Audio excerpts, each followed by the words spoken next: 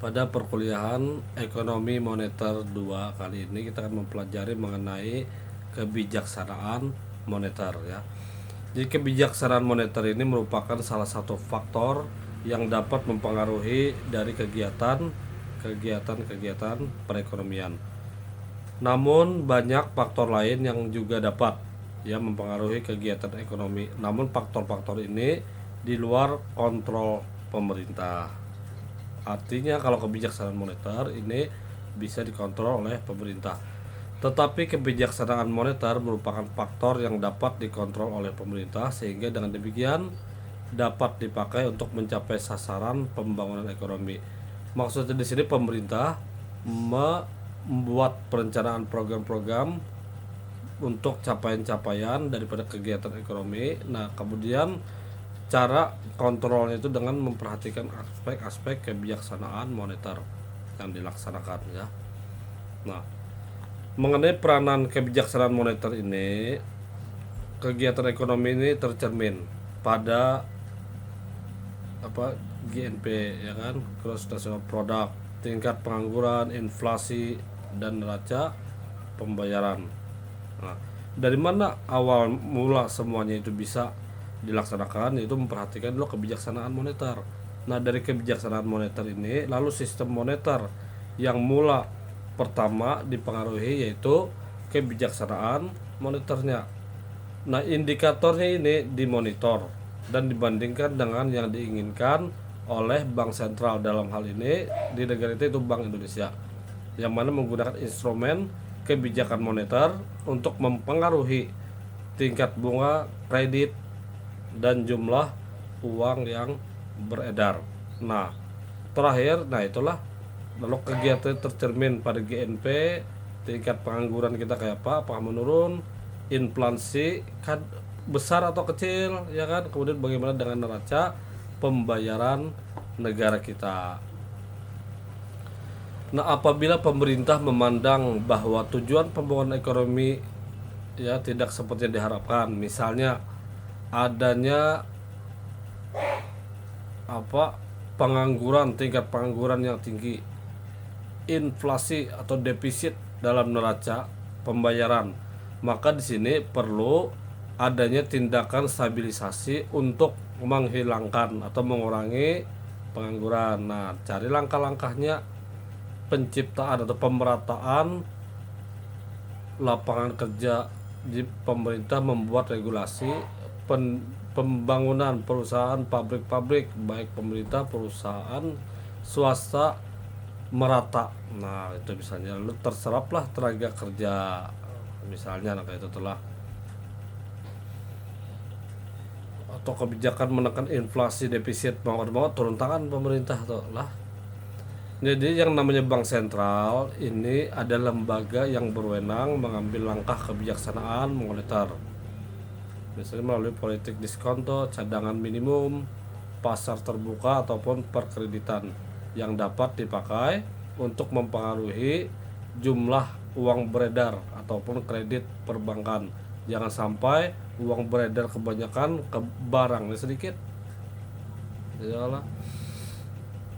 Jadi pengaruh kebijaksanaan moneter ini pertama terasa pada sektor kebijakan perbankan ya, sektor kebijakan perbankan. Nah, kemudian ditransfer ke sektor real, sektor yang jelas dalam melakukan kegiatan atau usaha-usaha perekonomian.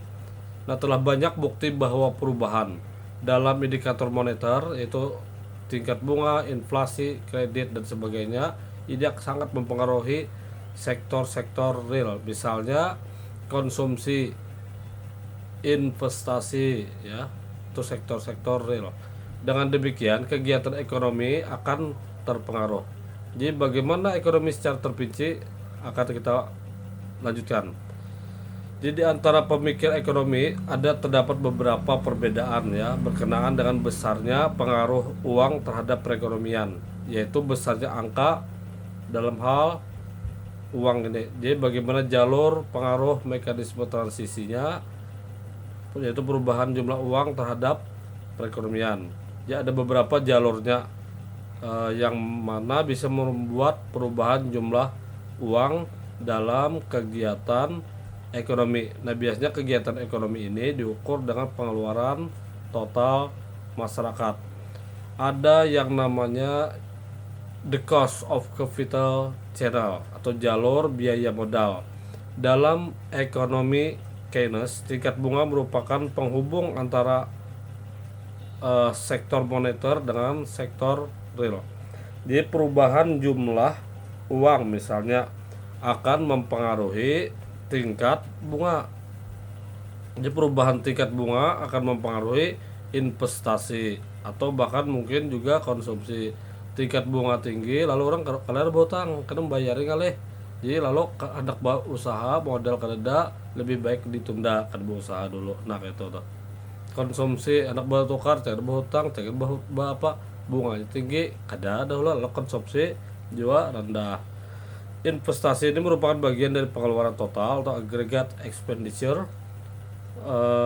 Jadi perubahan dalam pengeluaran total pada gilirannya akan mempunyai efek ganda terhadap keseimbangan pendapatan nasional. Artinya bahwa tingkat bunga yang merupakan biaya modal dapat dipandang sebagai indikator pengaruh kebijaksanaan moneter sektor moneter terhadap keseimbangan pendapatan atau sektor realnya. Nah, jadi itu ya. Jadi dari kebijaksanaan moneter membeli surat berharga lalu perlu adanya cadangan bank umum harus naik. Nah, jumlah uang beredar akan naik. Tingkat bunga akan turun. Lalu investasi naik, JNP-nya akan naik. Nah, kemudian mekanisme kebijakan moneter yang kedua wealth channel atau jalur kekayaan, jalur wealth kekayaan, kemakmuran sama jalan ke apa commonwealth ya kemakmuran lah, commonwealth persemakmuran, kemakmuran atau kekayaan. Ini adalah pengaruh perubahan jumlah uang terhadap pendapatan daripada pendapatan nasional yang dapat juga melalui jalur kekayaan atau kemakmuran tadi. Jadi pengertian maksud dari jalur kekayaan atau kemakmuran ini bisa meliputi kekayaan yang berupa barang fisik, rumah, tanah dan sebagainya, atau juga surat berharga ataupun uang tunai.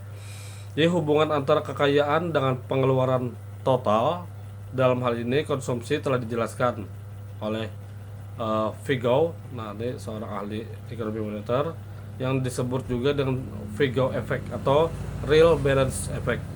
Real balance effect ini dapat dijelaskan sebagai berikut. Di perubahan nilai uang kas real atau real cash balance ini naik disebabkan oleh karena turunnya harga dengan jumlah uang tetap ataupun naiknya jumlah uang dengan harga tetap akan mempengaruhi tingkat konsumsi masyarakat. Nah, itu. Jadi konsumsi ini merupakan bagian dari pengeluaran total. Dengan perubahan pengeluaran total, maka keseimbangan pendapatan ini akan berubah. Jadi di sini kebijaksanaan moneter ini akan mempengaruhi jumlah uang, yang mana uang itu merupakan dari kekayaan. Takaran kekayaan ini kan berapa gerang, makanya lah berapa harta cash lalu duitnya berapa. Nah, itu. Jadi perubahan salah satu komponen kekayaan ini dalam hal ini uang cash atau real efek ini konsumen merupakan bagian dari pengeluaran total. Jadi perubahan pengeluaran total akan mengakibatkan perubahan pendapatan. Jadi secara skematisnya itu atau transmisi ini bisa dijelaskan bahwa kebijakan moneter ini ekspansif lalu mempengaruhi jumlah uang beredar akan naik, kekayaan akan naik. Nah, konsumsi naik, Vigao effect ya kan. Ini pengeluaran total naik, JNP-nya naik juga. Nah, kemudian berikutnya adalah teori portfolio atau jalur harga relatif.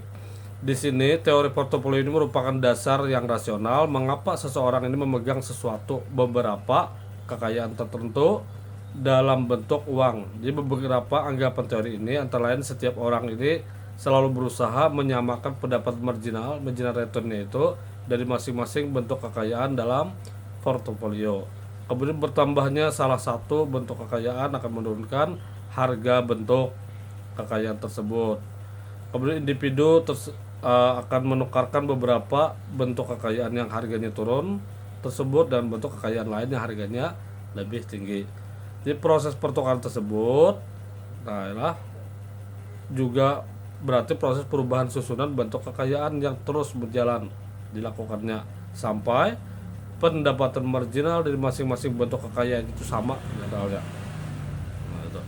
Kemudian teori monetaris atau jalur langsung.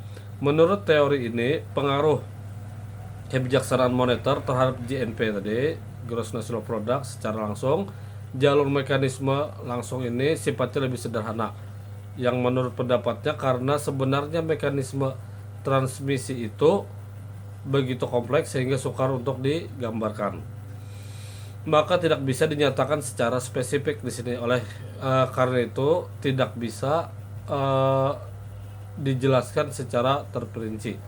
Jadi mengenai versi monetaris ini awalnya itu kebijaksanaan moneter atau dalam hal membeli surat berharga.